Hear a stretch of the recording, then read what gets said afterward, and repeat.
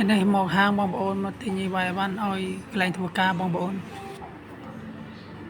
អានេះកំពុងតែមើលក្រប strawberry ទិញទៅដើម្បីទុកធ្វើទឹកក្លុកបងប្អូននៅកន្លែងខ្ញុំគេប្រើទឹកក្លុកពួកក្រប strawberry អញ្ចឹងក្លុកដាក់ទឹកផងដាក់សាច់ផងបានវាឆ្ងាញ់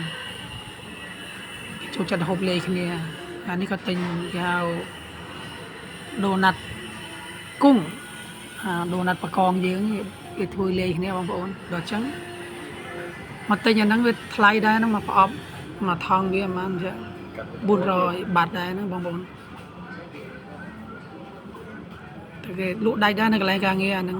ក្មេងៗចូលចិត្តញ៉ាំអាហ្នឹងវាលក់ដាច់ក្មេងៗចូលចិត្តណាមកកំងអាហ្នឹងបាច់បាយទេក្មេងៗតូចៗហូបអានេះឯងតែពីកូនដុំឆ្អែតបាត់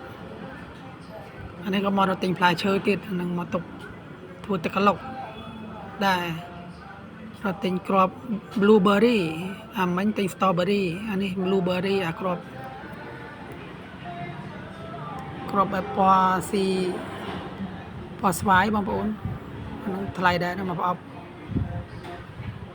200 បាតដែរបងប្អូន